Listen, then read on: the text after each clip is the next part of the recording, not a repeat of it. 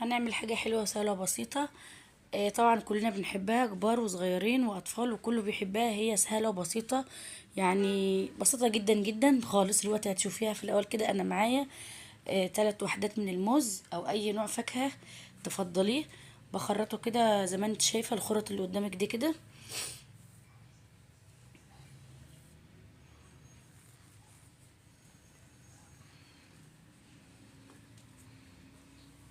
بس كده انا خرطته بالشكل ده كده. تعالي بقى هاتي، اظن انت عرفت انا هعمل ايه دلوقتي. جيلي، اي باكو جيلي باي طعم. هنا معايا فراوله، حطيت هنا كيس الجيلي في بوله، احط عليه بس معلقتين من السكر. الناس اللي ما بتحبش السكر ممكن تستغنى عنه خالص. الناس اللي سكرها خفيف زينا كده يبقى كفايه معلقتين، وممكن كمان معلقه واحده. حطيت عليهم كوبايه ونص من الميه المغليه، وعليها كوبايه ونص من الميه البارده. وببتدي ان انا اقلب كده كويس خالص. هو اصلا مجرد ما حطيتي اول كوبايه ونص ده على طول معانا.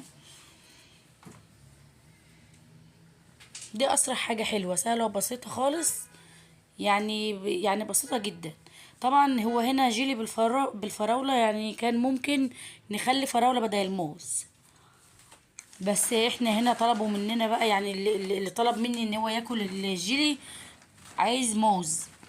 فانا هنا حطيت موز.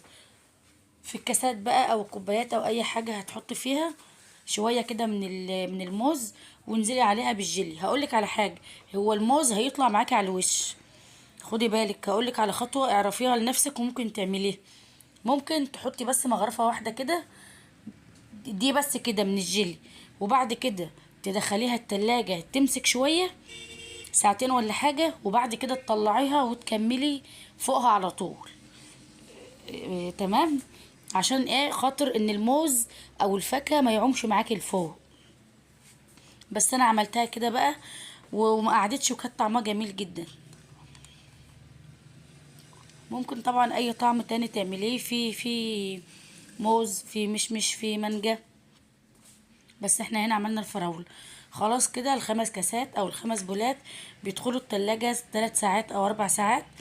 بيطلع برقص بالشكل ده كده، وبجد كان طعمه هايل. انا بس عايزه اوريكي بس كده معلقه، شايفه؟ جميل جدا، وكان طعمه حلو قوي قوي، وعجب ولادي خالص. سهل وبسيط وحلو في 5 دقايق.